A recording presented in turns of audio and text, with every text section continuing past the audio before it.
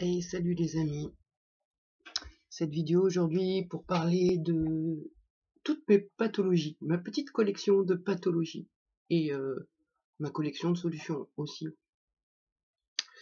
Donc en 2019,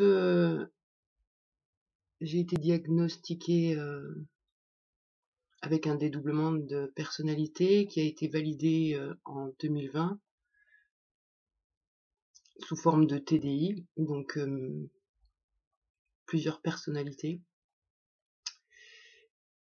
J'ai eu un diagnostic aussi de syndrome du côlon irritable, une colopathie fonctionnelle.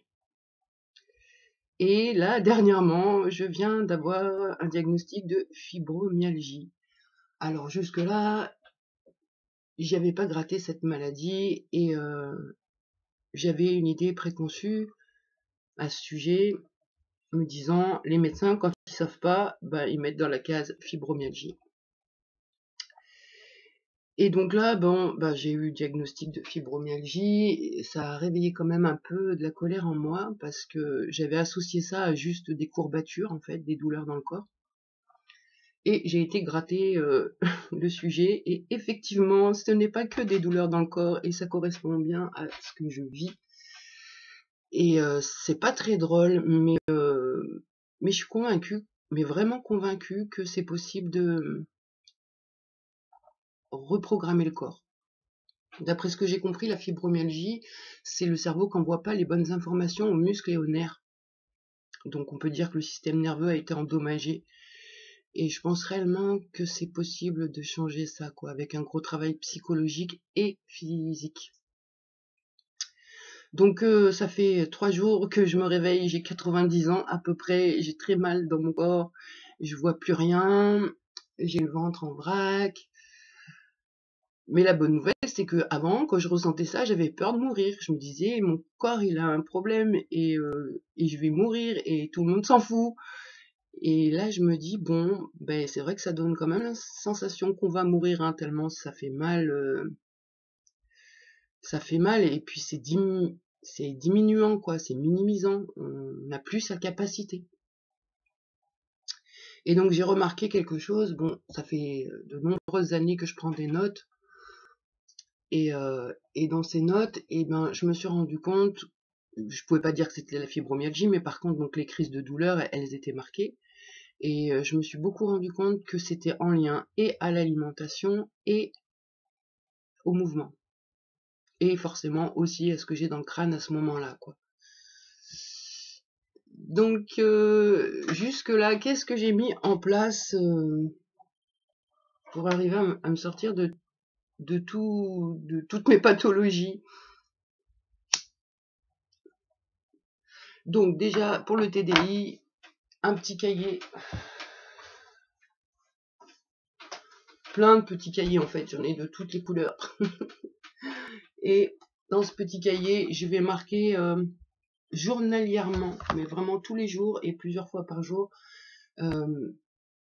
plusieurs choses. Et je vais lire quoi? Donc déjà, l'humeur au matin et les émotions. Ça peut aider à savoir qui est là, ou en co-fronte, ou en co-conscience, etc. Enfin, prendre la température, moi j'appelle ça. Donc voilà, je marque l'humeur et l'émotion du matin, les douleurs. Je marque aussi ce que je mange. Mais bon, ça n'a pas en lien avec le TDI, hein, c'est en lien avec la colopathie fonctionnelle. Vu que donc je suis un régime sans food map, c'est le seul truc qui me soulage, un petit peu, on va dire. Donc des fois c'est pas compliqué, sans food map, c'est presque t'as le droit que de sucer des glaçons presque. Donc sans food map c'est vraiment chiant et des fois bah, t'es obligé de craquer, quoi. Mais selon si tu craques à petite dose, bon bah ça fera pas trop mal, et puis bah voilà, quoi, j'ai appris avec la douleur, hein, on apprend. Donc je marque mes repas, comme ça je sais le jour où j'ai craqué, et après, donc si 2 jours après j'ai des douleurs, ben je sais que c'est en lien avec le gluten ou les produits laitiers ou ce genre de choses, quoi. Donc sur ce cahier, je marque aussi mes rituels obligatoires. J'y vois vraiment rien ce matin, c'est juste horrible, j'arrive pas à lire ce qu'il y a marqué sur mon cahier. Ah d'accord, c'est méditation. Non, parce que des fois je mets des abréviations, moi je sais ce que c'est, enfin ça dépend qui. Mais là en plus j'arrive pas à lire, qu'est-ce que je marquais? Donc les activités obligatoires, j'appelle ça rigueur et discipline.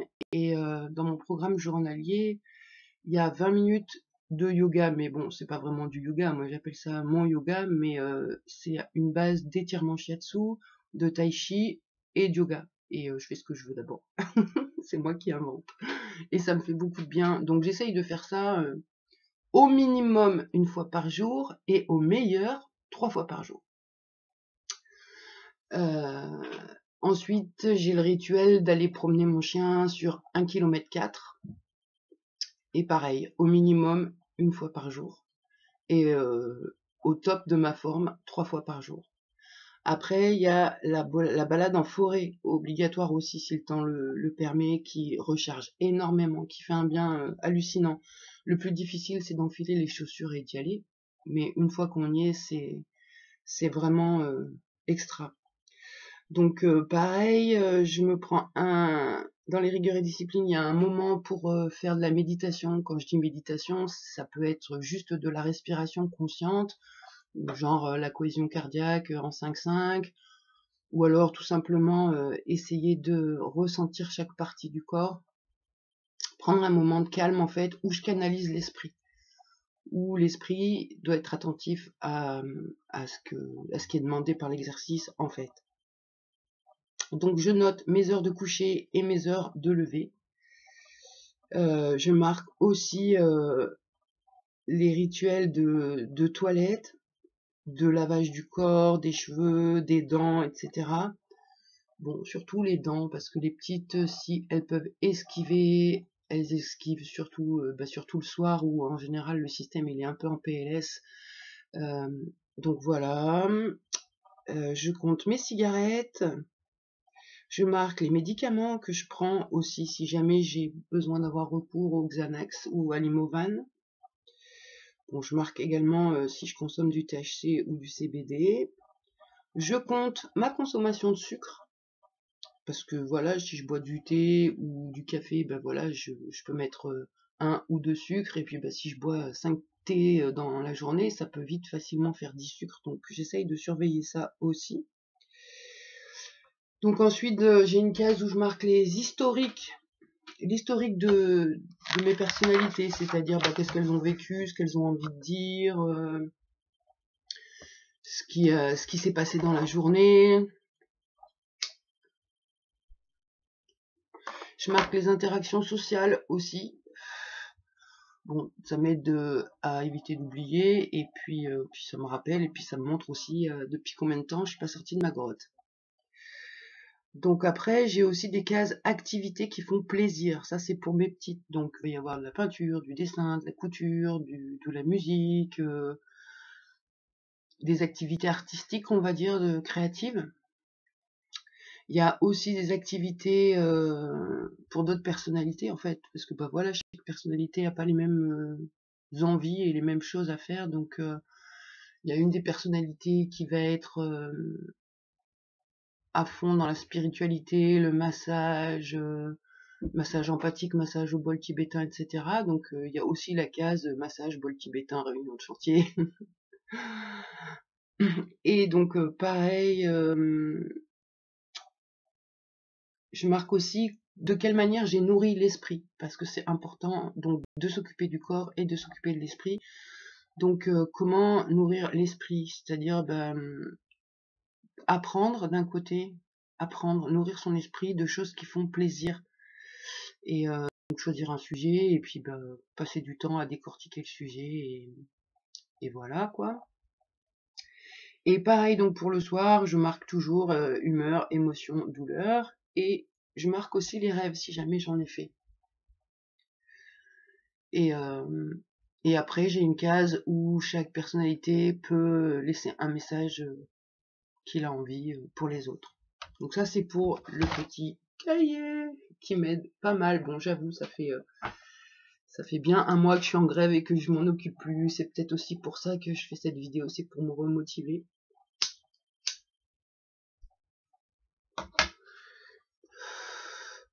Bien que je pense quand même que le travail se passe bien, même si je fais pas toutes ces activités, quoi. C'est pas parce que je fais ces activités que ça va être génial. C'est juste, c'est une bonne béquille et ça m'aide. Mais un temps pour tout. C'est-à-dire qu'il y a un moment où je vais faire travailler le corps et je vais faire mes activités, puis un autre moment où je vais travailler dans la psyché. Et là, ces jours-ci, c'était ça. C'était ça, quoi. Donc je sais pas si je parle d'abord de ce que je voulais dire par rapport au travail qui a été fait ou si je continue d'expliquer mes rituels. Ouais, je vais faire ça. Donc après, j'ai synthétisé aussi dans un gros tableau comme ça avec un marqueur effaçable. Comme ça, du coup, je mets mes petits... je peux compter. Et là, c'est pareil. Donc j'ai répertorié mon yoga, le nombre de fois que je l'ai fait, la promenade, le nombre de fois que je l'ai fait, l'alimentation, donc le régime sans food map. Moi déjà je suis végétarienne à la base,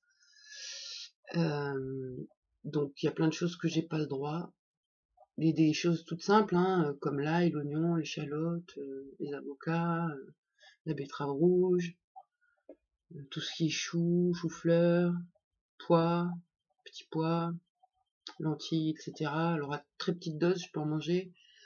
En fait, mon alimentation elle est basée pommes de terre, carottes, haricots, courgettes. Ça, c'est sûr que ça me fait pas mal. Si je mets pas d'ail dedans. Du riz, du sarrasin, un tout petit peu de lentilles et de pois chiches pour faire la protéine. Enfin, c'est vraiment pénible, quoi. Sans gluten, donc. Sans gluten, sans produits laitiers, sauf le gruyère et la raclette qui passe à petite dose. Et, et voilà, donc pour ce qui est de la fibro, le yoga, je pense que c'est vraiment la meilleure chose. Et ma façon de faire, c'est mon corps a mal. Et je me dis, mon corps il a mal à cause de tout ce qu'il a vécu.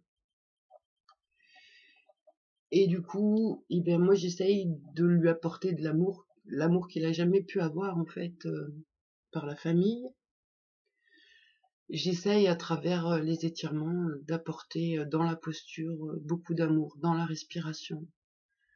C'est-à-dire que bah, mon corps a mal, je vais prendre une posture où je vais étirer, je vais forcément avoir mal, hein, et je rentre dans la sensation, je me dis ok, cette douleur elle vient du passé, et j'essaye de vraiment par la pensée mettre de l'amour.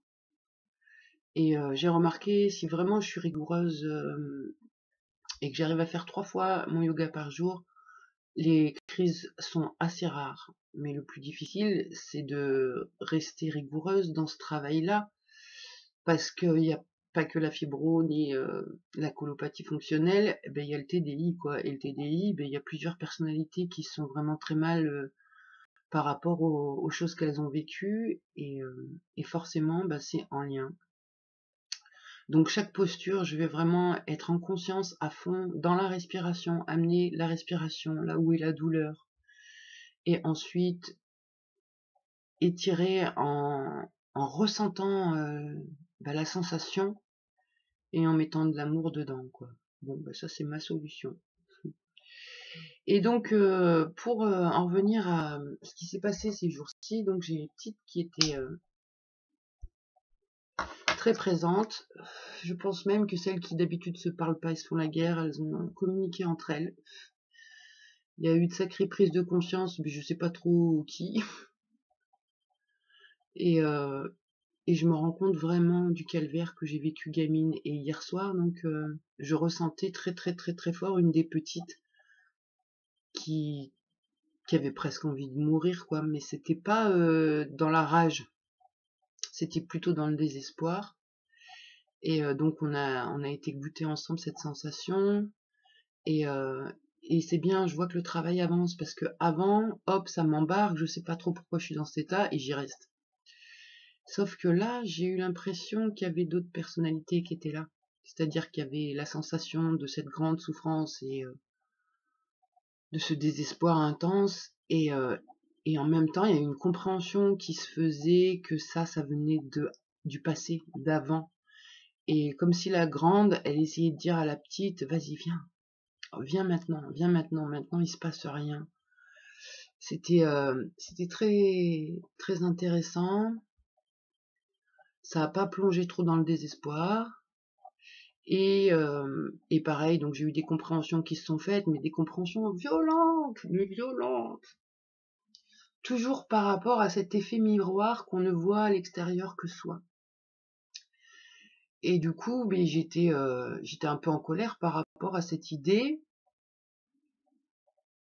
parce que je me disais, bon, ok, mon père, mis à part les saloperies physiques qu'il m'a fait, sous couvert de l'amour, euh, il a beaucoup utilisé de la manipulation pour me séparer de ma mère. Et ça fait aussi une grande souffrance. Il y a la violence de l'abus physique et psychologique et au niveau du cœur aussi. Et donc je me disais, mais putain, moi l'effet miroir, mais moi j'ai pas séparé mon fils de son père, par exemple, enfin c'est lui qui est parti, j'ai tout fait pour que... J'essayais de réfléchir où était l'effet miroir en fait. Je me disais, mais voilà quoi, moi je sépare personne de personne quoi, donc il est où cet effet miroir? Et là j'ai pris cher, mais j'ai pris super cher, parce qu'il suffit de demander, hein, et on reçoit. Ben, ça m'a montré clairement que le gruyère et la raclette, bah c'était fait comment? C'était fait par des humains que je paye pour avoir ce produit-là, et ces humains ils font quoi? Ben ils engrossent les vaches, enfin ils font engrosser pardon les vaches, et puis dès que le petit veau est né, ben ils séparent le veau de la mère pour lui voler son lait pour pouvoir faire le fromage. Ah, j'ai pris ça dans la figure. Alors c'est vrai que c'est quelque chose que j'essaye d'arrêter parce que ça me fait mal les produits laitiers. Mais en même temps, j'ai été élevée à la ferme, donc c'est compliqué. Et, et du coup, ben, j'ai bien compris que même si je consomme qu'un tout petit peu de gruyère et qu'un tout petit peu de raclette, eh ben, il faut séparer le veau de la mère pour pouvoir avoir ce produit-là. Donc j'ai bien compris ça, et comme mon but c'est vraiment d'évoluer et de me servir de l'extérieur pour me montrer où je dysfonctionne et où est-ce que je peux faire un effort, un progrès, une amélioration. Donc bon, ben voilà, là je vais complètement arrêter les produits laitiers, et je vais gratter internet, savoir comment je peux remplacer ça, quoi. Parce que mine de rien, ça me faisait un peu de protéines, un peu de calcium. Le calcium, je vais certainement pouvoir l'avoir avec des noix, des graines. Et la protéine, ben, c'est délicat parce que vu que je peux pas les légumineuses, enfin, ou en très très faible quantité. Donc voilà, pour ma petite vidéo du jour, qui parle donc de toutes mes pathologies et de ce que j'essaye de mettre en place. Donc en fait, il y a pas 36 000 choses à faire, c'est être bienveillant avec soi, être en amour avec soi, être tolérant avec soi et compatissant. Et puis mettre en place des rigueurs et disciplines, et puis pas se faire non plus la mort quand on n'y arrive pas, hein, mais vraiment essayer de donner un tout petit peu de bonne énergie, de bonne volonté. Et donc voilà, là, je vais reprendre à fond mes rigueurs et disciplines. Là j'ai fait mon yoga ce matin, ça faisait un petit moment que je l'avais pas fait. Et c'est toujours ça, quand je travaille beaucoup dans l'esprit, je m'égare du corps, et j'oublie le corps, parce qu'en plus le corps il est pas agréable, on n'a pas envie d'être dedans vu qu'il est douloureux. Donc là, ben, j'ai repris le yoga ce matin, j'ai eu bien mal, et ça m'a mis bien, ça m'a remis bien droite à l'intérieur de moi, quoi. Donc je vais poursuivre ça, je vais mettre mes réveils à sonner pour pas oublier, et je vais faire tout ce qu'il faut. Voilà, je suis très très contente de me rendre compte que tout, pendant longtemps je savais pas ce que j'avais, et là tout est mis en lumière, je sais ce que j'ai, donc maintenant je sais ce que je vais pouvoir faire pour aller mieux, et je trouve ça vraiment cool, et la vie continue, voilà, c'est génial. Bon, ben voilà pour ma petite vidéo, je souhaite une très bonne journée à tout le monde, et suite au prochain épisode. Ciao.